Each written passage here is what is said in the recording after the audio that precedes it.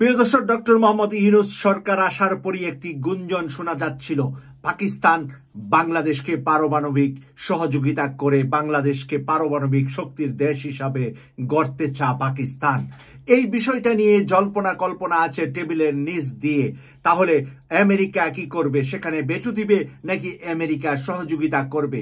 আর আমেরিকার সহযোগিতা বা পজিটিভ কোনো আনসার ছাড়া, ইউরোপের কোনো পজিটিভ আনসার ছাড়া ডক্টর মোহাম্মদ ইউনূসের অন্তর্বর্তীকালীন সরকারকে পাকিস্তান এ ধরনের প্রস্তাব দিচ্ছে বা দিবে বলেও আমরা বিশ্বাস করি না। কারণ বর্তমান সময়ে আমেরিকার পৃষ্ঠপোষকতায় দুইটি দেশে সরকার প্রধান আছেন। পাকিস্তানের যিনি সরকার প্রধান তিনিও আমেরিকার পৃষ্ঠপোষকতায় আছেন, এবং বাংলাদেশে যিনি সরকার প্রধান হয়েছেন ডক্টর মোহাম্মদ ইউনূস, তিনিও আমেরিকার পৃষ্ঠপোষক ব্যক্তি হিসাবে বিশ্বের সকলের কাছে পরিচিত। তাই পাকিস্তান এবং বাংলাদেশের দুই সরকার প্রধানের আজকে নিউ ইয়র্কের বৈঠকের মাধ্যমে আরেকটি নতুন কিছু গড়তে যাচ্ছে বলে বিশ্লেষকরা মনে করছেন।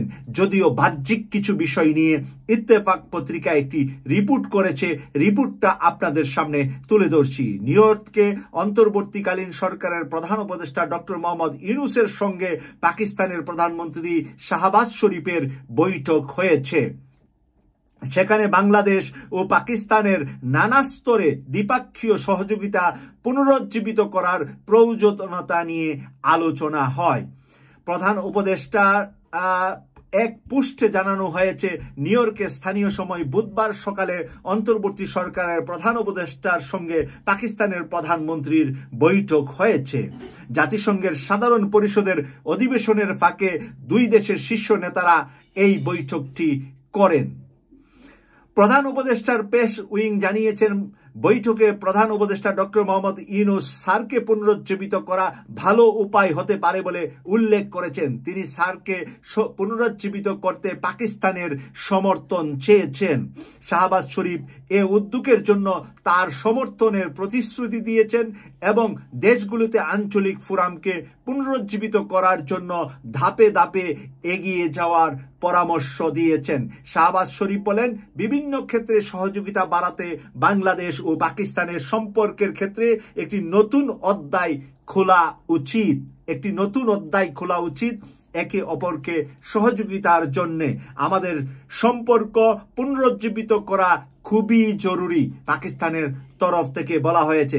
পাকিস্তানের প্রধানমন্ত্রী বাংলাদেশের বস্ত্র ও চামড়া খাতে বিনিয়োগের জন্য তার দেশের আগ্রহের কথা জানিয়েছেন। চামড়া এবং বস্ত্র দুই খাতে পাকিস্তান বিনিয়োগ করতে চায় বাংলাদেশে। প্রধান উপদেষ্টা অধ্যাপক ইউনূস দুই দেশের মধ্যে যুব কর্মসূচি বিনিয়োগের প্রস্তাব দিয়েছেন। দুই শীর্ষ নেতা দুই দেশের পররাষ্ট্র সচিব পর্যায়ের আলোচনার যৌথ কমিশন আবার শুরুর বিষয় আলোচনা করেছেন। দুদেশের পররাষ্ট্র মন্ত্রীরাই সিদ্ধান্ত নেবে আগামী দিনগুলোতে আলোচনার মাধ্যমে এগিয়ে যাবে পাকিস্তান বাংলাদেশকে কি কি সাহায্য করতে পারে। এখানে চামড়া আর বস্ত্রের কথা আসলেও তলে তলে একটি কথা রয়ে গিয়েছে, পারমাণবিক শক্তিতে বাংলাদেশকে রূপান্তরিত করতে পাকিস্তান বাংলাদেশকে সহযোগিতা করছে বলে আমরা কিন্তু বিভিন্ন মিডিয়াতে বিভিন্ন জায়গা থেকে ভারতীয় মিডিয়া সহ এই নিয়ে কিন্তু অনেক আলোচনা করে যাচ্ছেন।